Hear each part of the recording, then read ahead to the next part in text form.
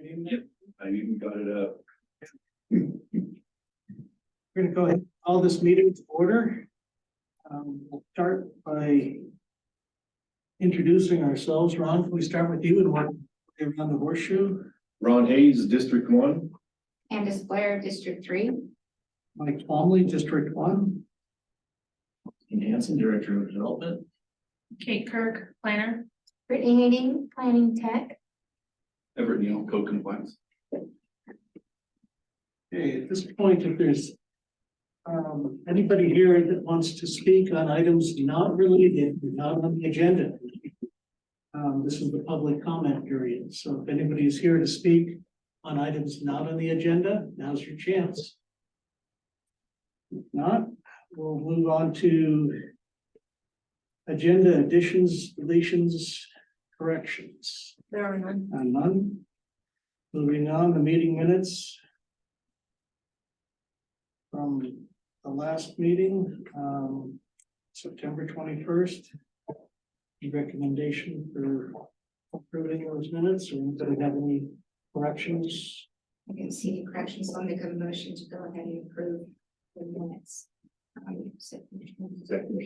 Okay, motion's been made and seconded, all in favor? Aye. Motion carries. Okay, moving on to scheduled items. PLN 23-081, Kelly.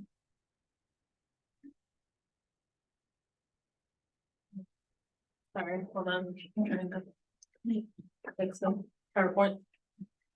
Yeah, next time.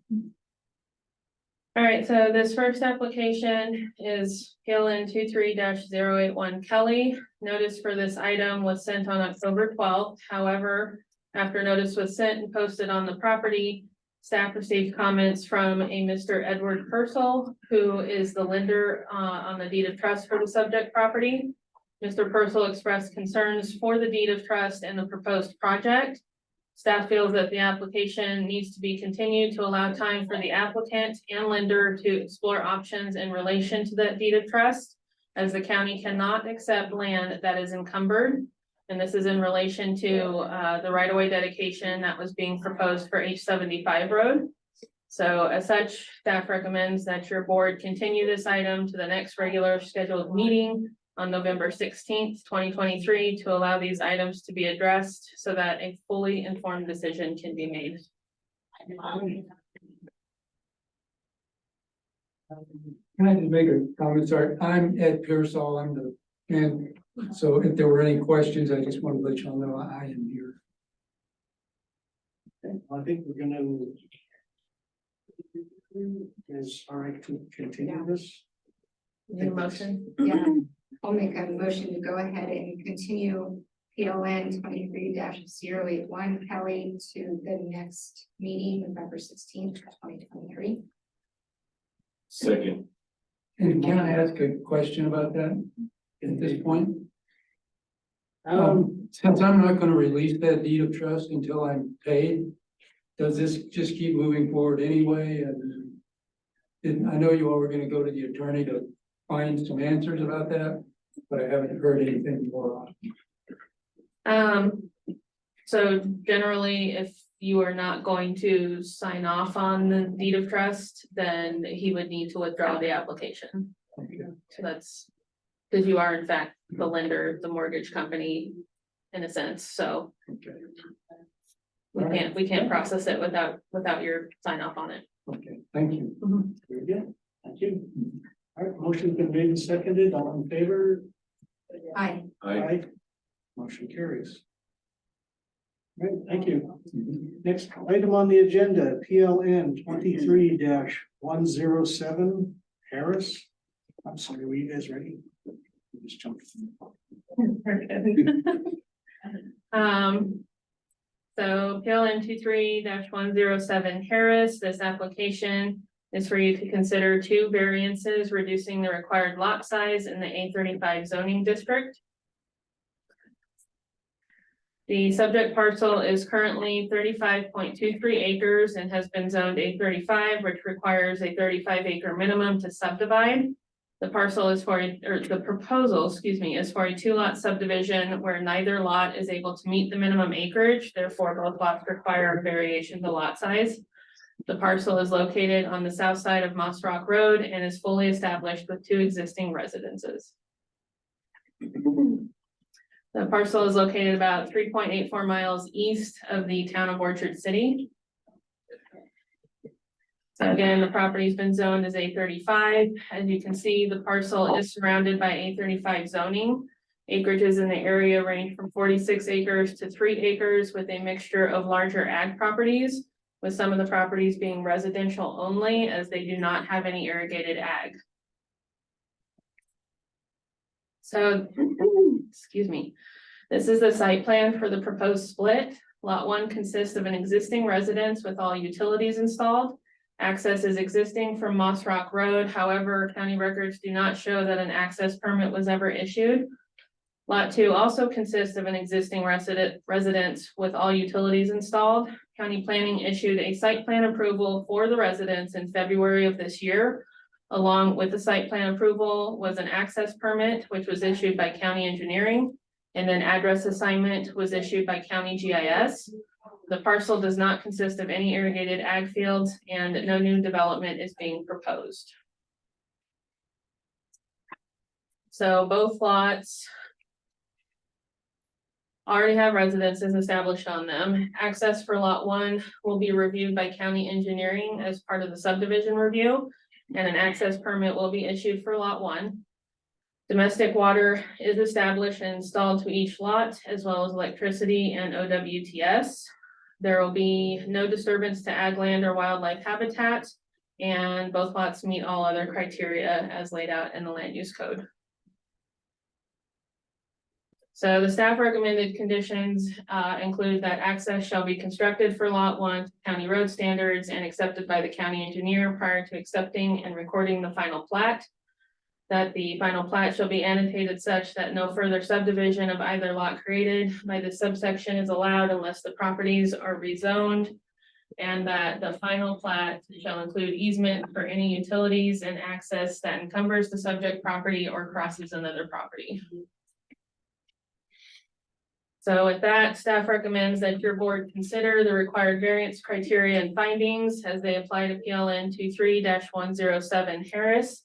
And either approve, conditionally approve, or deny lot size variances to subdivide a 35.23 acre parcel into 2 lots in the A35 zoning designation located on the south side of Moss Rock Road, and authorize the director to prepare a resolution reflecting the BOA decision. And that concludes my presentation, and the Harrises are present.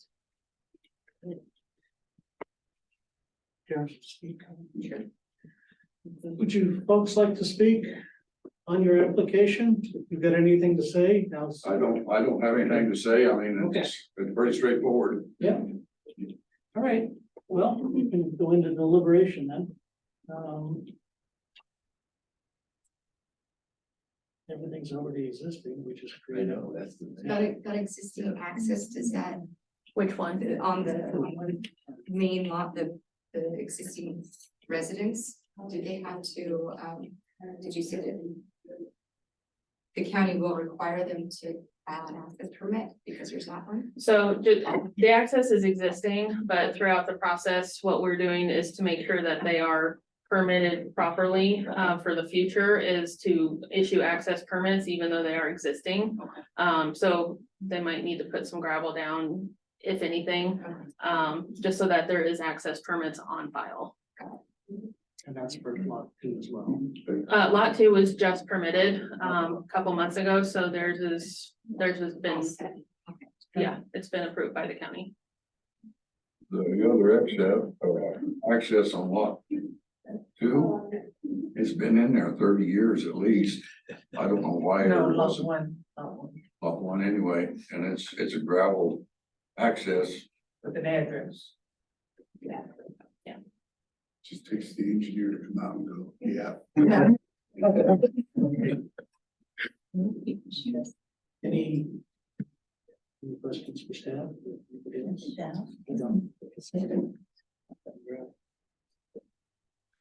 Any motion? I will make a motion to accept it's the Harris, PLN 23-107 Harris with the staff recommendations. I'll second that. Okay, a motion's been made and seconded, all in favor? Aye. Aye. Aye. Motion carries. Okay, thank you, folks. Good, thank you, thank you. So we'll send you a follow-up letter, after this meeting explaining the next steps. Okay. All right. thank you. You're welcome. Appreciate it. Think so. Oh, you were here for that one? Oh, yeah, you can stay for the party if you want. Pizza? Yes. I might make them finish it. Right. We're gonna take your check, Ron. I know, that's Better. Mark, if we get I know. All right, so the next agenda item is PLN 23-108 Blair. Notice for this item was sent on October 12th. After notice was sent and posted on the property, staff discovered that there was a deed of trust on this property as well.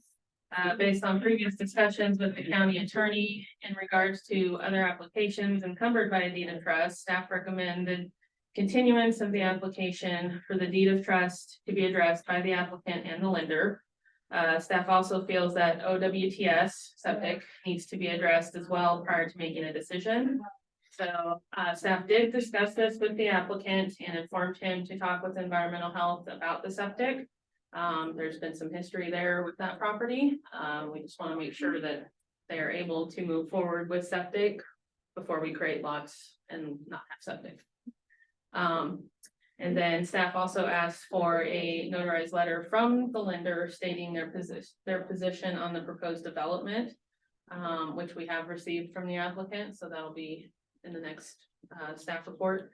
So staff recommends that your board continue this item as well to the next regular scheduled meeting on November 16th to allow these items to be addressed so that you guys can make a fully informed decision.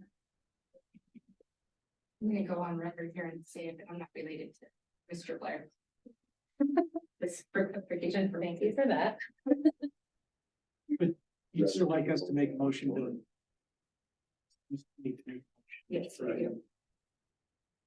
And you do have somebody here in the public, I don't know. What? I look across the road from this place, so I've been watching the. There. Talking to the service people when they come by. I'm curious as to what's being done about foundational. If you're gonna split that property, as you're aware, there's plenty of history there. I was. Fortunate enough to take a tour of it with a real estate agent before I purchased my property. You don't gotta know a lot about construction. You don't need access to the property. You can stand plainly on the road and see tens of thousands of dollars repaired that are necessary to sell the original property and foundations. It's a gnarly beast. It's gonna require some significant attention. My fear is the neighbor across the road. They're gonna split it, sell the one that they can make viable, and leave the other one rot on the vine. And it's just gonna be an eyesore for everybody to look at. That's what I think is gonna happen. That's my concern anyways. If they're applying for the new construction and permit without addressing the old one. I mean, if you guys look into the pictures of when the property was bought, previous to their ownership and then gutted to now.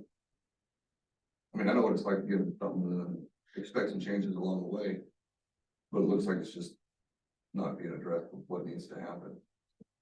For foundationally solid building. The first house. That's what I wanted to say about it. And that's not something that this board. Looks That's at. an approval, like engineering. That's, yeah, it would be a different, what they're asking for is to split the property. And it doesn't meet the standards, so they're coming to the Board of Adjustment to see whether it's viable to split the property. As well as the building codes and lack thereof in the county. Yeah, that has nothing, It's a whole other thing. yeah, it's a whole different, yeah. Okay, This is just to take that one piece of ground. Is it acceptable to split it in half? You know, that might be the motivation to, somebody will buy it as a building lot, if anything else, if it's that bad. The value is really then as a building lot. But that's not for us to decide or make a decision on or anything. If this comes back to us, which it may. it'll oh, be a they're month working from now. every day, it will. So. You know, you'll have the opportunity at the next meeting when it actually comes before us. To be here and have public comment. So an adjustment is not contingent upon the state or reasons for it? You just apply for the adjustment based on need? Well, when you start the process, you go to the planning department, Mhm. tell them what you want to do, fill out the appropriate application. And go from there. Then you have to meet. All the criteria that's in the application. If it passes their muster and then there's an issue, it doesn't go to planning, then if there's something that needs. An adjustment, then you come to the board of adjustment. Okay, This board is not allowed to look at the construction. okay. We just go back to the piece of ground and. If it meets the criteria that we're supposed to look at. We make a yes or no decision, that's it. All right. That's interesting. But like I say, you're welcome to come to that next meeting if it's scheduled, and that's all public record that'll be posted, All right, so. fine. All right, thanks for your comment. Go ahead and make a motion to continue PLN 23-108 Blair through the next meeting, November 16th, 2023. Motion's been made, Second. seconded, all in favor? Aye. Aye, Aye. motion carries.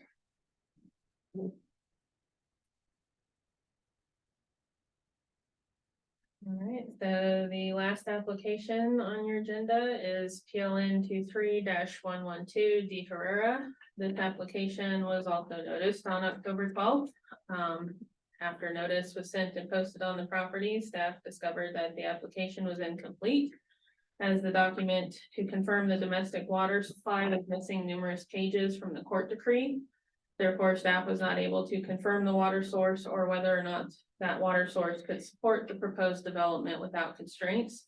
The variance section of the application was, was also not completed. Staff did speak with Mr. De Herrera in regards to the court decree and the incomplete development application. Mr. De Herrera will be sending the required variance information to staff, and staff is assisting Mr. De Herrera with obtaining the complete court decree document for the water so that we can confirm its usage. So with that, staff recommends that your board continue this item as well to the next regular scheduled meeting on November 16th to allow time for these items to be addressed so that you can make a fully informed decision.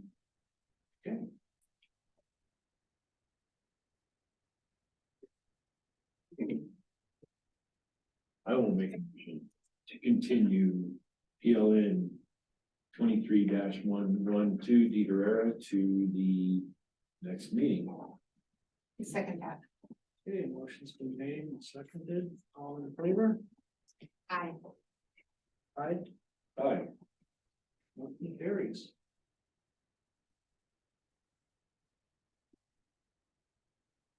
At this time, we have board comments, requests, and referrals. You guys have anything? It's a good time to whine. Complain or anything? We just want pizza.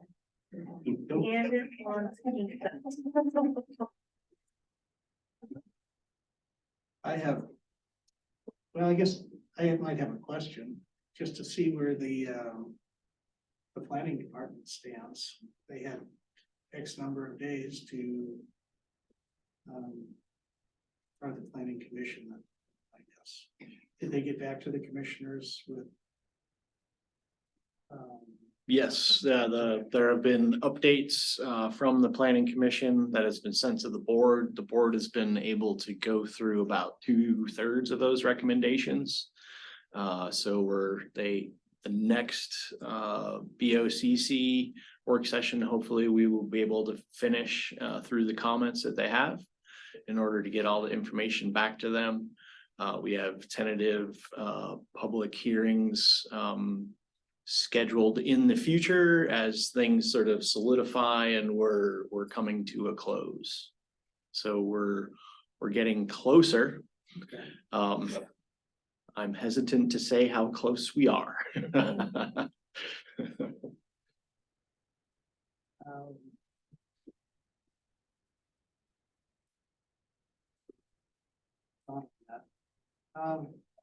Some of the things that we suggested in some of these other meetings. And another one that came up tonight, a property that has a home, 30 years there, they have an address, they've got a septic system, they've got everything.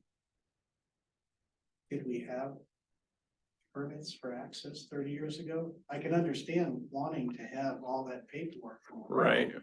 But it seems like some of these cases that come before us, it's not their fault that a lot of that wasn't done. Yes. And we see some of that too with the Yep. setbacks. Yeah. Setbacks have been in place as long as I've been living out here. Yeah.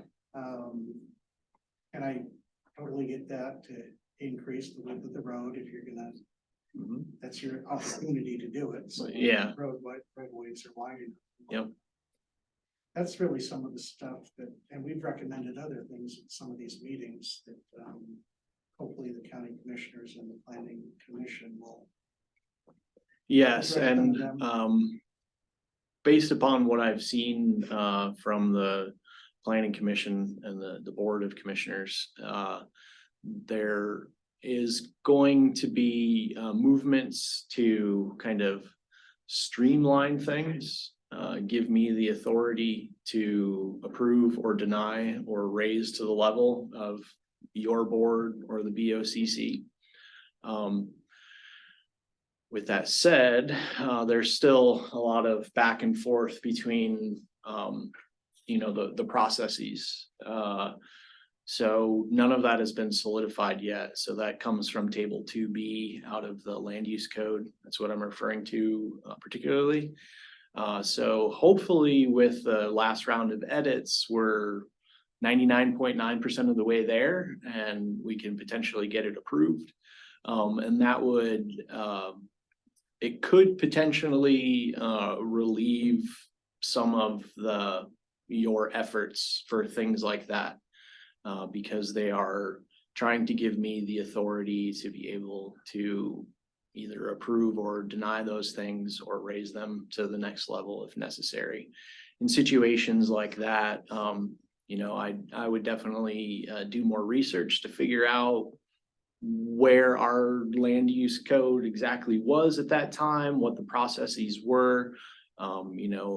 If we need to get a retroactive permit like this situation, that's fine.